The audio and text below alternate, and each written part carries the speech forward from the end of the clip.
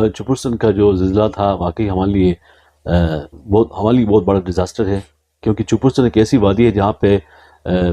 بندہ فوراً پہنچ نہیں سکتا، وہ ایک ماؤنٹینس ٹیرین ہے۔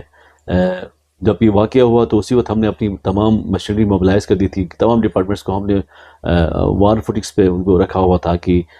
فوراً جہاں پہ یہ ڈیزاسٹر ہوا ہم نے فوراً رسپونڈ کرنا ہے۔ انفارچونیٹلی اس زلزلے کی وجہ سے چپرسن کا روڈ بلاک ہوا، جس کو آلموسٹ ہمیں 28 سے 36 گھنٹے لگے دن رات کام کر کے۔ سب سے پہلے کام اس روڈ کو واگزار کروانا تھا، جس میں ہمارے CNW اور ہماری GBDMA کی ٹیمیں وہاں پہ کام کر رہی تھی، ساری مشینری موبلائز تھی، ڈپٹی کمشنر حنزہ کی سربراہی میں کام ہو رہا تھا۔ جب ہم نیکسٹ ڈے وہاں پہ پہنچے تو واقعی حالات بہت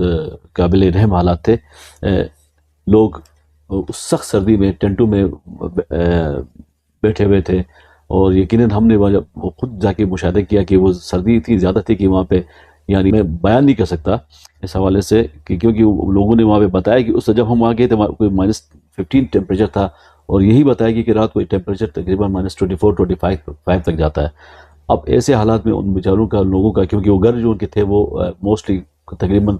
200 کے قریب گھر تو ان کے ڈیمیج ہوئے ہیں، باقی جو گھر ہیں وہ پارشلی ڈیمیج ہیں، لیکن وہ اس قابل نہیں کہ ان گھروں میں وہ جا کے رہا جائے، کیونکہ وہ آفٹر شاکس بار بار آنا ان کی وجہ سے ایک تھریٹ پھر بھی تھا وہاں پہ۔ تو اس لیے بہتر یہ ان کے لیے یہی ریکمنڈ کیا گیا تھا کہ وہ ٹینٹس میں شفٹ ہو جائیں۔ ہماری ٹیموں نے وہاں پہ، ہماری آخان ہیبیٹیٹ کی ٹیم کے جوان بھی پہلے سے موجود تھے، لوکل کونسل چپرسن جو تمام چیزوں کو مانیٹر کر رہی تھی، اور ہماری جتنی بھی ریلیف کے آپریشنس تھے ان کے تھرو ہم نے ڈسٹریبیوشنس کی تھی، کیونکہ بالکل ویل آرگنائزڈ اور سسٹمیٹک طریقے سے وہ ان چیزوں کو موبلائز کر رہے تھے۔ ان کی انیشل جو نیڈ تھی وہ ٹینٹس تھے، ونٹرائز ٹینٹس ہم نے ان کو دیے تھے۔ اس کے بعد جو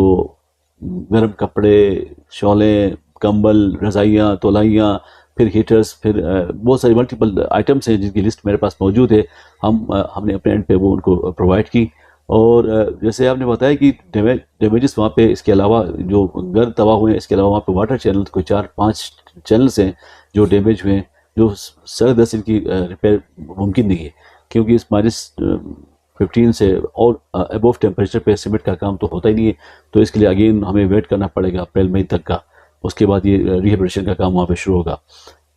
ان کی جو مین جو ریکوائرمنٹس تھی، جو ان کی ڈیمانڈس تھی، انہوں نے کہا تھا کہ صلاحیت کو آفازادہ قرار دیا جائے، تو ہم نے بنیادی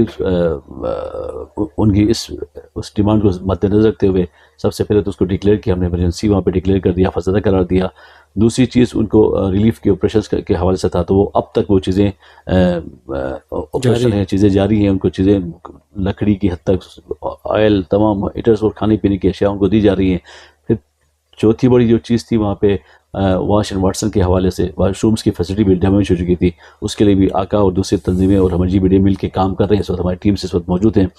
اور پانچویں جو چیز ہے وہاں کی ڈیمیج اسسمنٹ کے لیے ہم نے فوکس کو آن بورڈ لیا ہوا تھا، فوکس کے ساتھ مل کے، اور وہاں کے لوکل جو کونسل ہے اس کے ساتھ مل کے وہاں پہ ڈیمیج اسسمنٹ کی ٹیم اس وقت کام کر رہی ہیں، ان کی نقصانات کا تخمینہ لگایا جا رہا ہے، اور گورنمنٹ انشاءاللہ اس بات ہماری پازیٹیو ہے، ہماری گورنمنٹ نگران سیٹ اپ جو ہے، ہمارے CM صاحب کی کلیئر ڈائریکشنس ہیں کہ ان کو ہم جتنا کمپنسیٹ کر سکتے ہیں کریں گے۔ اس حوالے سے ان کی جو پانچویں جو ڈیمانڈ تھی کہ ان پری فیب اسٹرکچر، ان کو پری فیب شیلٹرس ان کو پرووائڈ کیے جائیں۔ اگین پری فیب اسٹرکچرس کے حوالے سے بھی بات چیت چل رہی ہے، وہ انشاءاللہ CM صاحب ابھی PM کے ساتھ میٹنگ بھی ہے قریب آنے والے دنوں میں، اور اسی چپرسن ہمارا سب سے ٹاپ پہ ہے کہ ان کو پری فیب اسٹرکچر کے حوالے سے ہم گورنمنٹ آف پاکستان سے، فیڈرل گورنمنٹ سے ہم ریکویسٹ بھی کریں گے کہ جلد سے جلد ان کو وہ شیلٹرس پرووائڈ کیے جائیں تاکہ ان کی یہ نیڈ بھی حل ہو۔ چھٹی چیز یہ کہ ان کو ریلوکیٹ کرنے کے حوالے سے، تو یہ ریلوکیشن کا ایشو وہاں پہ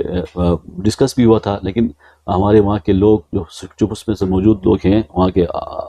آبائی جو لوگ اس گاؤں میں آباد ہیں، وہ یہ نہیں چاہتے کہ وہ ریلوکیٹ ہونا، اپنی زمین کو نہیں چھوڑنا چاہتے۔ ہاں البتہ اس کرنٹ سینیریو میں وہاں کے اس وقت بچے، بزرگ، بیمار اور خواتین،